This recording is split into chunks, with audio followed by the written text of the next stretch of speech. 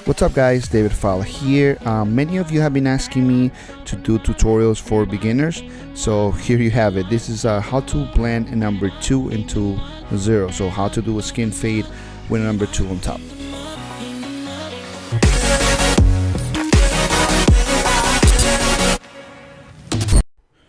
So let's start. I'm excited about this one. So anyway, we're gonna go ahead and bold out the sides. We're gonna use this case I'm using the 5 zeros, but you can go ahead and use whatever you have. You can use a trimmer, you can use the machine where lever close, whatever you have, right?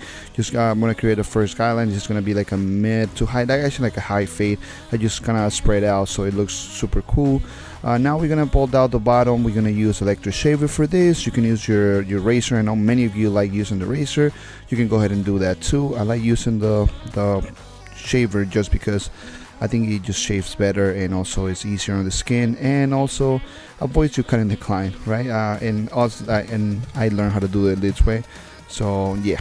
Anyways, we'll continue with it. But you can see I'm leaving like a little space between the skin line and the first guideline that we make, and the reason for it is because so I can start blending right away, right? So right now you can see I'm using a trimmer to erase that line of the skin and start blending that into the first guideline that I made.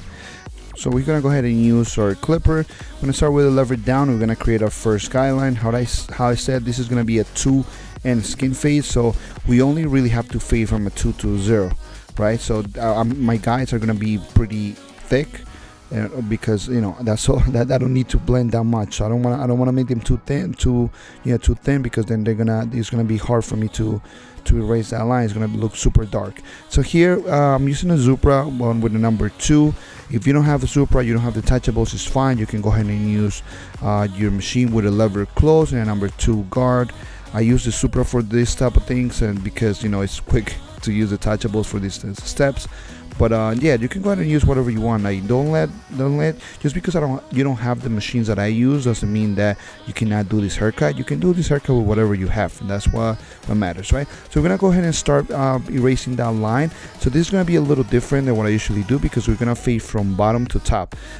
We're gonna blend from closed lever to open lever, right? And the reason for it is because I feel like if I want the fade to look higher, I will start from bottom to top. If I want the fade to kind of like look lower, then I will like fade down, right? So pretty much what we're doing, I started with the lever closed, and then as I start going up a little, and then I start opening the lever little by little until I get to my second guideline that was with the machine where lever open. So that's pretty much what I'm doing right now. And how you can see, it starts erasing the line right away.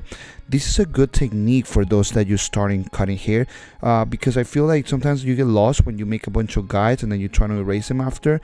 So for all of you, I think if you start you make a guide and then you erase it right away, I think it will be way easier. So that's why I was starting to do it this way.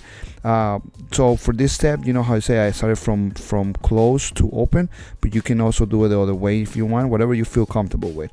So we're gonna go ahead and use a 1.5 with the lever open, and then we're gonna start blending a number 2 into pretty much the machine with lever open, right? So we're gonna go ahead and just open the lever and then close it, and then we're gonna start fading from there, right? So we're gonna use a number 1 right now, the same procedure, just a number 1 with lever open.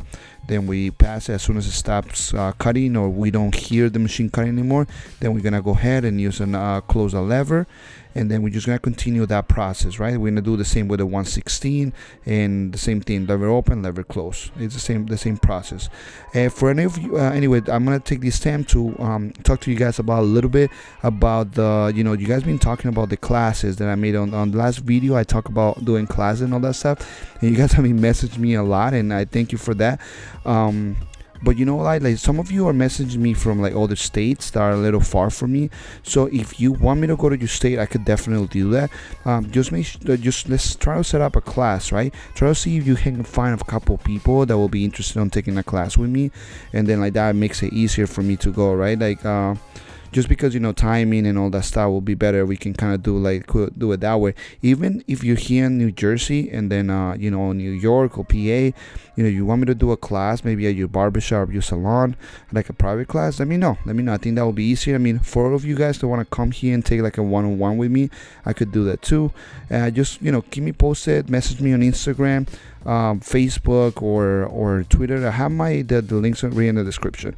So let's go back to the tutorial. Okay, so after we're done with the fade, what we're gonna do is we're gonna shape out the front. How you can see, I apply a little bit of hairspray and I just brush the hair down. This is gonna help me maintain all the hairs kind of even before I cut them. The client has like a little bit of a cowlick in the front, so I want to make sure I freeze that hair before I can cut it. And pretty much what I do, I start right in the middle. I create my first guideline. Usually, and for the most part, and I also 99% of the time, you don't want to push that shape up back. I mean, regardless, when you shape out a forehead, you are pushing it back, even if it's just a little, because you are creating a fake forehead, right? If you think about it, right, you're shaping it straight, but you create a the forehead doesn't grow that way. You create a new one, right? You just don't want to push it back too much. You want to push it back enough so it looks nice, but not too much that it's just gonna like take forever to grow and it's gonna look weird, right? That's pretty much what I'm trying to say. So yeah, we'll start in the middle, then I will kind of work my way out, right? Work my way out to the corners, and that's the way I do it. Then I will check with the mirror, or stay right in front of the client just to make sure that everything is even, and that's it. That's pretty much what it is. So just make sure that you check with the mirror before you let the client leave, just because sometimes you can make it like a little crooked or whatever, and then you're gonna be like, oh man, like no, the client might text you later, be like, dude, you let my forehead not straight or whatever, so just make sure, always check with the mirror before your client leaves.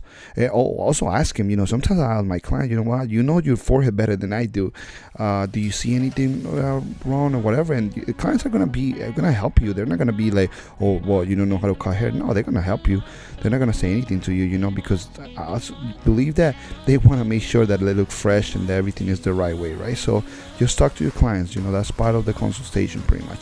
And here we're using the razor, and then just make sure you pull the skin and go against the grain so you can make it very sharp, blade on a 45-degree angle. And that's it, guys. This is the video. This was number 2 with a skin fade. So pretty much what we did, we did number 2, 1.5, 1, 1/16, and then we fade the skin. That's it, guys. This shouldn't take you more than 10-15 minutes to achieve. And that's it, guys. Thank you for watching, and don't forget to subscribe and like the video, and also let me know what you thought about the World Cup, man. It was crazy. And that's it, guys. Thank you for watching. See you guys in the next one.